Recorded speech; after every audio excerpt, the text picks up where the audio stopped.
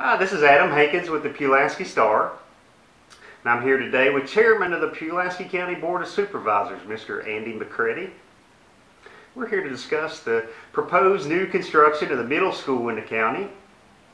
Mr. McCready, I understand that there's a major meeting scheduled on this for July the 24th. What is the significance of this meeting, and what are the possible outcomes? The school board got in the month of June, they got the proposal to us, and we're trying to act on their proposal before the August deadline, which is a deadline for putting the measure on the ballot, should the Board of Supervisors want to put it on the ballot. Okay. So we're working under a self-imposed deadline of trying to have the decision completed by our July 24th meeting. So we've only had this proposal, certainly we've known the proposal for the middle school has been coming for months. But once it arrived to us, then we have to go through and do all of our due diligence. There's essentially, I would say, 4 options for Monday night. One would be to fund it immediately. That is one choice we have. Second choice would be pass it to the voters as we received it, which means it would go on the ballot in November as the school board sent it to us. A third choice is to modify it. And when I say modify it, we could add some additional funds in for some other features possibly related to schools. Although the state code doesn't require us to limit it just to schools, the board is committed to keeping it school-oriented. And when I say school-oriented, what I mean is the stoplight that would be needed, maybe the road. Those are all school-oriented functions. And then the last choice would be to vote to deny it completely and just say, no, we can't afford it. So those are essentially our 4 choices. Okay. Mr. McCready, in your personal opinion, is it in the best interest of Pulaski County to build this new middle school? And what are the pros and cons of such a new construction? Well, I'm gonna address what are the pros and cons of the construction, and leave my personal opinion out right now because I'm trying to represent all the voters in my area. The pros are obviously these are 2 of our oldest schools. These 2 middle schools are 2 of our oldest schools. They have not in their life had a major upfit. Normally you would, as an owner of commercial property, which I am, commercial industrial property, you'd like to see a building have a major upfit every 20 to 30 years. Neither of these buildings have ever had a major upfit. And that's a problem because now they're 50 years old, 50 plus years old, and they really have not had that major upfit that they needed. Compounding that is the drop in enrollment. In the Pulaski County school system, if you look back along about 1988 or so, our school enrollment probably peaked at about 6,000 students. In 2006, we had about 5,000 students. This upcoming year, we'll be educating 4,000 students. And that is the same throughout Southwest Virginia. From basically Roanoke West and through Southside, you're seeing declining school enrollments in all of those areas. Not necessarily declining populations as much, but declining school enrollments. So that also changes the equation because here we have both of those middle schools in their heyday educated over 1,000 students.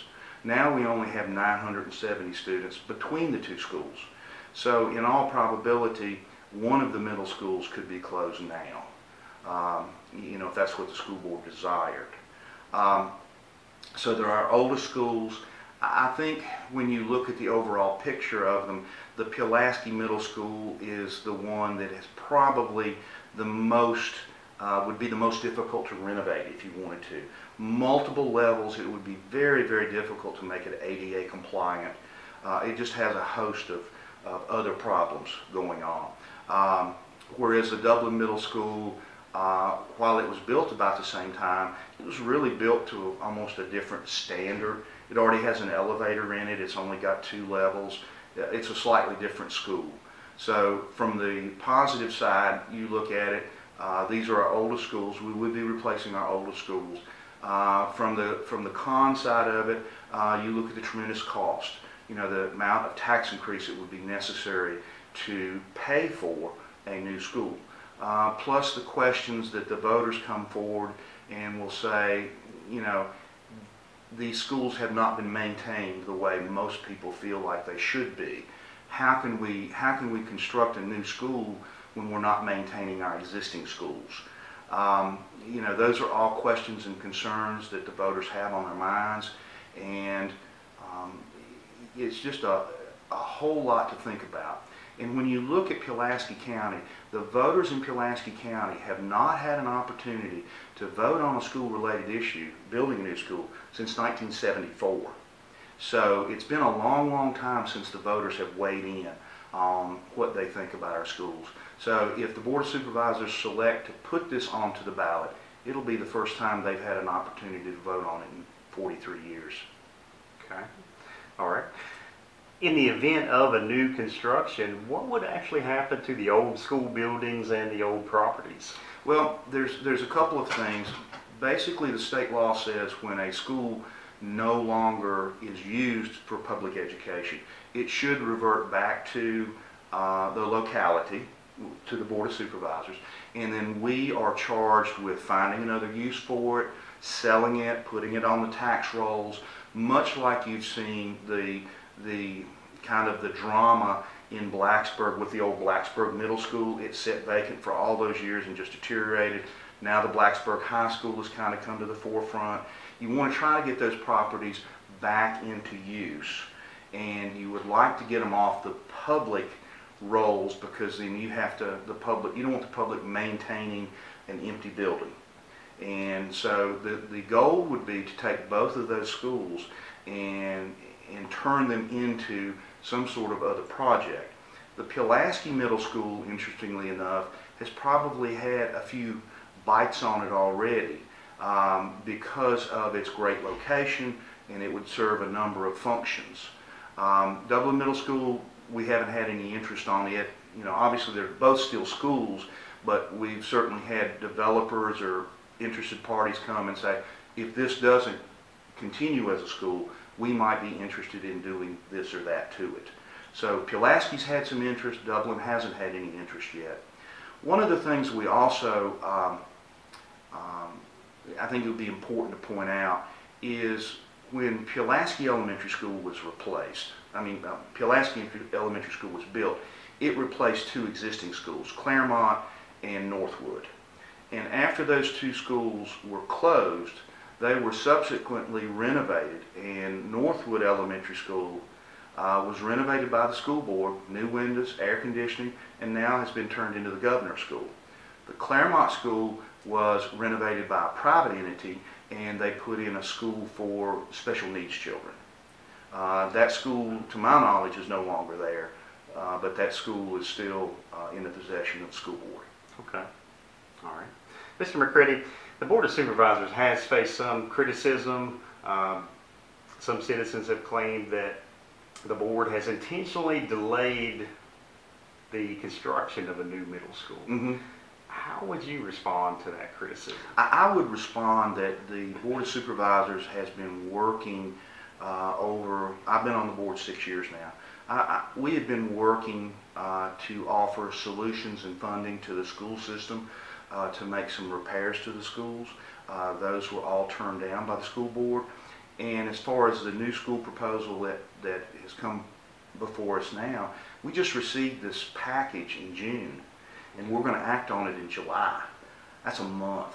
It took the school board 6 months to get it ready. We're going to act on it in a month. You know, we've been conducting extra meetings. We've had a number of work sessions. We had a work session Friday evening because that was the time all of us can get together. We should have another work session this Thursday. And, you know, we've been bringing consultants in and doing our due diligence, and we've been doing it on a very, very fast pace. And our goal is to have a decision made on this by July 24th, which is our next board meeting. So, you know, I understand there may have been some criticism out there, but we've gotten this done in a month. I challenge you to find many government agencies or government groups that can get stuff done of this magnitude in a month. This represents the largest dollar amount, largest investment, if it goes through, that has ever been made in the history of Pulaski County. The previous largest investment was the high school, and it was just under $11 million. So even when you adjust it for inflation, this potentially is our largest investment. Takes some work to do that. Mr. McCready, thank you for your time today, and we certainly wish you the best in making this major decision for Pulaski County. Thanks for talking with me today, and thanks for allowing us to get this information out. Thank you very much.